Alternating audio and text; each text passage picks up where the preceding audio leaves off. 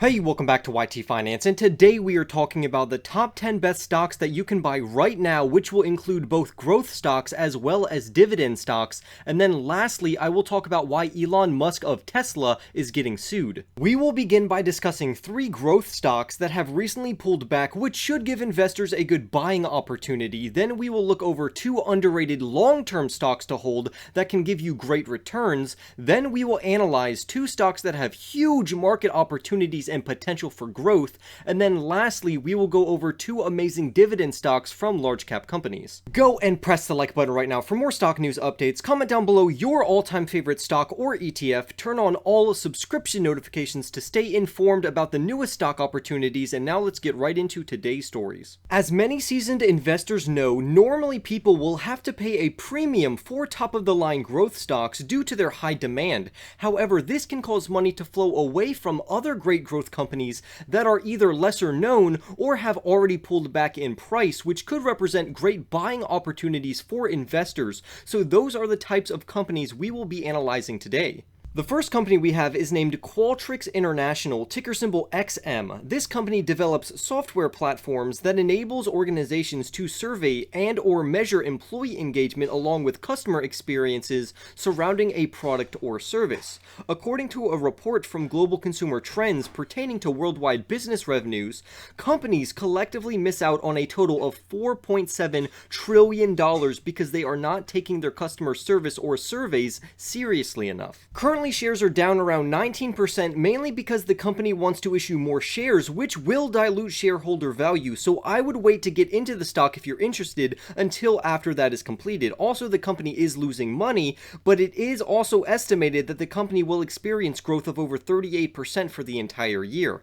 Last quarter, Qualtrics International brought in around $272 million of revenue, in which $220 million of that was subscription revenue, which means that this is a very safe revenue source and a business model that is extremely scalable. Next, we have Qorvo, ticker symbol QRVO. This company makes a multitude of microchips, semiconductors, transistors, and they are said to be crucial in the transition from 4G to 5G. And because Qorvo has been negatively impacted by the chip shortage, shares are selling at around a 20% discount. The funny thing is that investors think that the chip shortage has impacted Qorvo much more than it actually has, because Qorvo is still doing very well in my opinion, so much so that they are growing during this chip shortage at a rate of 15% for their sales. Also, this company has beat their projected earnings for 3 years in a row, and I anticipate that this will keep happening again in this quarter and in the next quarter by around 10%. Next up, we have a personal favorite of mine, which is Fair Isaac, ticker symbol FICO, and their share price has fallen around 30% since July.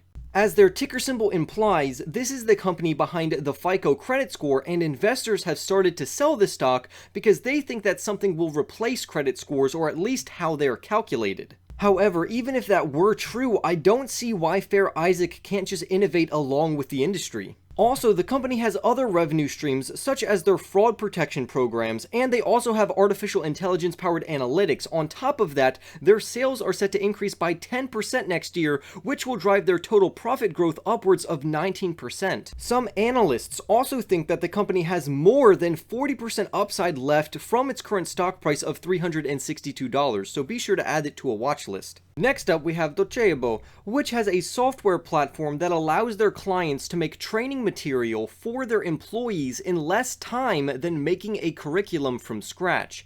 Clearly, this company is doing something right, because this platform is being utilized by huge companies such as Amazon and Netflix. The company's ticker symbol is DCBO, and their customer count has risen by 30% year over year, and their revenues have increased by 68% year over year. With that being said, they do have negative free cash flows of $4.2 million for the first 9 months of 2021 due to marketing expenses. However, the company has $215 million worth of cash on their balance sheet with no long-term debt, so they could survive a very long time without becoming profitable. Also, their addressable market is set to reach around $30 billion by 2025, so this company can still grow substantially considering their $2.5 billion market cap right now. Next, we have EPAM Systems, ticker symbol EPAM, which has experienced almost a 1,000% growth over the last 5 years. This company specializes in consulting and engineering in 11 different industries. They also have very impressive partnerships with companies like Adobe, Salesforce, UiPath, Amazon, and Microsoft. This company pulled in $3.4 billion of revenue in just the third quarter, which is a 31% increase. The company also ranks in the top IT firms out of the Fortune 100, and they have over a $150 billion market opportunity that will give investors very steady returns over time. Next, we have Global E Online, ticker symbol GLBE, which enables e-commerce companies to expand overseas, which can be very complicated. This would include language barriers, legal requirements, taxes, customer service, and much more. This company on average boosts their clients' revenues by more than 60%, which will be a game changer for many companies. This company is bringing in revenues of $59 million for the quarter, which is a 77% increase, and they generated $5 million worth of free cash flows, but I am most excited for their partnership with Shopify because this will expose them to more than 1.7 million merchants instead of their original only 522 merchants, so their revenues are going to absolutely skyrocket.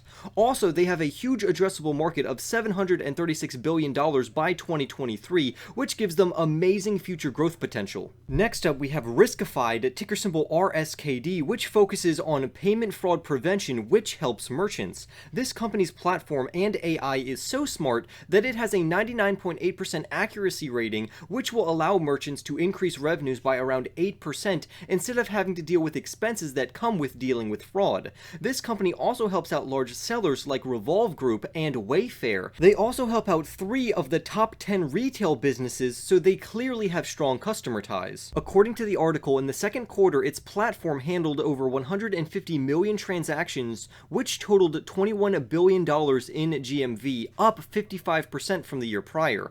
Revenue climbed 47% to $55 million in the quarter, and free cash flow came in at $3.7 million through the first half of 2021, end quote. Currently, Riskified's GMV only represents about 2% of the e-commerce space, which will allow them to grow immensely in the future. For one of our dividend stocks, we have a Mobile Telesystems, ticker symbol MBT, which according to Robinhood has a dividend yield of 9.31, and this stock is a nice dividend and kind of a growth stock that is also a 5G play. However, this stock is a Russian stock, so in case you only invest into US companies, here is your warning. Next, we have the one and only AT&T stock, ticker symbol T, and this stock has been under a lot of scrutiny lately because they are merging with Discovery to create a large media company which will include HBO Max and Discovery Plus to try and compete with the likes of Netflix and Disney.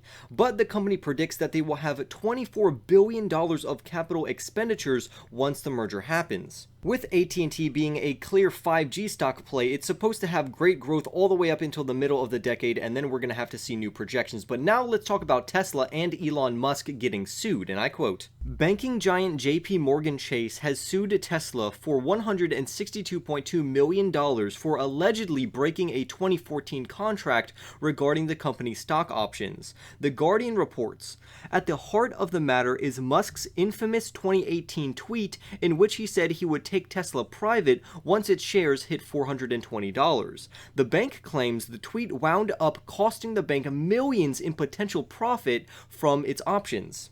A spokesperson for JP Morgan said in a statement seen by Reuters saying this, and I quote, "We have provided Tesla multiple opportunities to fulfill its contractual obligations, so it is unfortunate that they have forced this issue into litigation," end quote. So basically, a while back, JP Morgan had warrants and options for Tesla stock, and Tesla stock was skyrocketing until Elon Musk sent out a tweet that he's going to take Tesla private at $420, and it caused the stock price to go down, and now JP Morgan's very mad at Tesla and Elon Musk. JP Morgan had a strike price of $560 per share on Tesla, and JP Morgan wanted the stock price to exceed that strike price so JP Morgan could get a huge payoff. However, after the tweet where Elon Musk said he will take Tesla private, which was a joke, the stock price fell below $560, which cost JP Morgan a lot of money, which they are now trying to get back from Tesla. Now, there is a lot more information on both this story and the stocks that I talked about, so feel free to check out the sources linked below. Like this video right now, comment down below your thoughts, subscribe if you are new, and I will see you in the next YT video.